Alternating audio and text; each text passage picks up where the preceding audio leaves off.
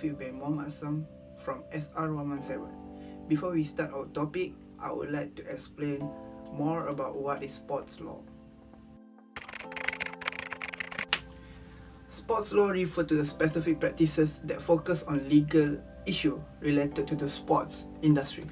Sports law is a combination of laws that apply to the athletes and sport they play. This is not a legal topic with a general principle.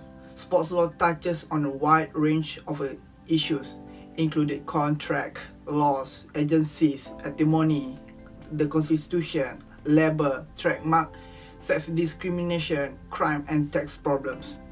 Some law depend on the status of the athlete. Some law difference according to the sports, and some law different for the other reason. It is also umbrella terms used to describe the legal problem that occur in the world of amateur and professional sports.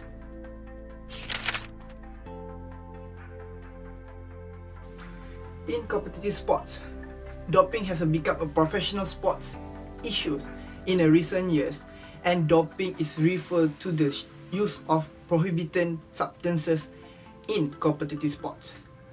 Performance enhancing drugs, or known as a PED, are other terms or used for drug use by athletes to improve their athletic performance. The use of drugs to improve performance is considered unethical and therefore prohibited by most international sport organizations, including International Olympic Committee or IOC. Furthermore, athletes or athletic programs who take explicit measures to avoid detection exacerbate ethical violation with fraud and dishonesty. According to the World Anti-Doping Code, which was established by World Anti-Doping Agencies in 2008, a substance or treatment constitutes doping if it meets 2 or 3 following criteria. For the first criteria is it enhances performance. Second, it presents a risk to the athlete health. And third, it is contrary to the spirit of the sports. This code consists of a list of prohibited substances and treatment methods published annually that should not to use by athlete. Various penalty can be imposed on the athlete found to be in a violation of the anti-doping code. Many athletes who have been found to be in a violation of previous laws have been sentenced from deprivation of Olympic medals or sport title to the lifetime ban from future competition in sport. Also, anti-doping authorities state that using performance enhancing drugs goes against the spirit of sports.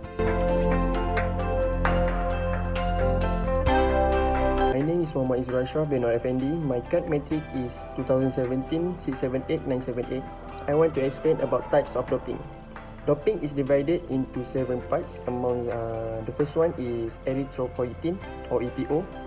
EPO stimulates the production of red blood cells in bone marrow and regulates the concentration of red blood cells and hemoglobin in the blood.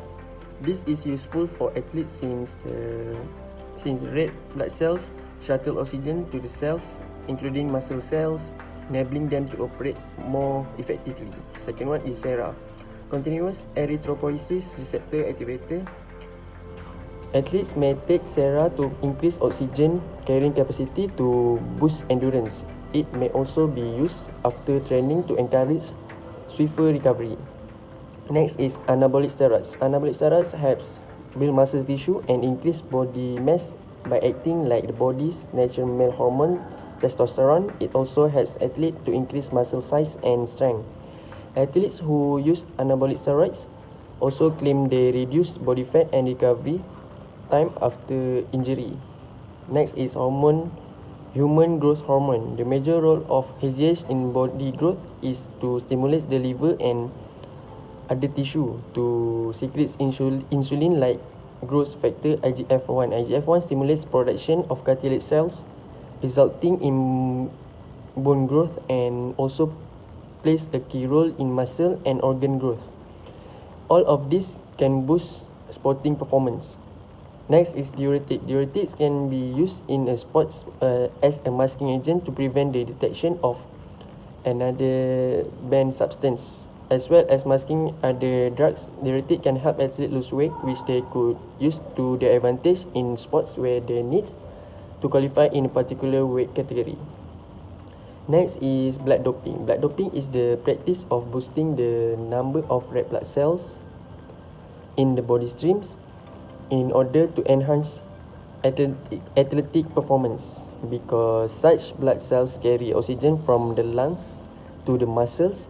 A higher concentration in the blood can improve an athlete's performance and an athlete's aerobic capacity, VO2 max, and endurance. Last one is stimulant. The stimulants most commonly abused by athletes are amphetamines. Amphetamines are sometimes prescribed by physicians, often to counter the effects of narcolepsy. Their availability makes them prime candidates for misuse. Amphetamines increase alertness and physical ability by increasing the heart and respiration rate, increasing blood pressure and decreasing appetite. Useful for athletes where power to weight ratios are important, such as powerlifting and even gymnastics. Assalamualaikum and hello. My name is Khadijah Najwa Binti Latfy Anuar. Matrix card number is 2017660656, and I will be presenting about the doping issue on this case.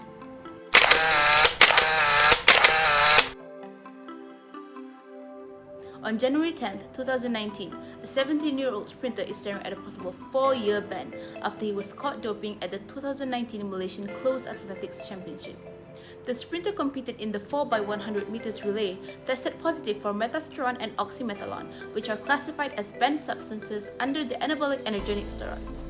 If it is a steroid such as this, the sentence will be for 4 years and will be unavoidable. The athlete can escape only if he can prove that he didn't take the drugs on purpose, for example, being framed. One of the previous cases similar to the sprinter's case is a 21-year-old judo athlete from Perak who won a medal but was tested positive for triamcinolone acetonide, which is in Section 9 category glucocorticoids that is on the 2018 prohibited list. When the dope test was carried out, the athlete claims that she consumed the substance via injection according to the permitted dosage to alleviate the pain experienced due to a shoulder injury. Even though triamcinolone acetonide is listed as a banned substance, the World Anti-Doping Agency WADA does allow for its use via injection to the joint area to aid injuries, provided there is necessary documentation for its use. But they failed to provide a doctor's letter and confirmation regarding the therapeutic use exemption to UE. Assalamualaikum. My name is Nur Muhammad Hazim bin Mazuki. I'm from SR117 Semester 7.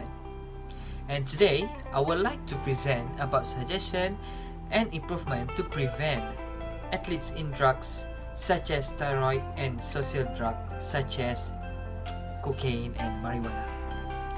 So, first of all, the important things is that the athletes need to be aware of the supplements such as vitamins and protein.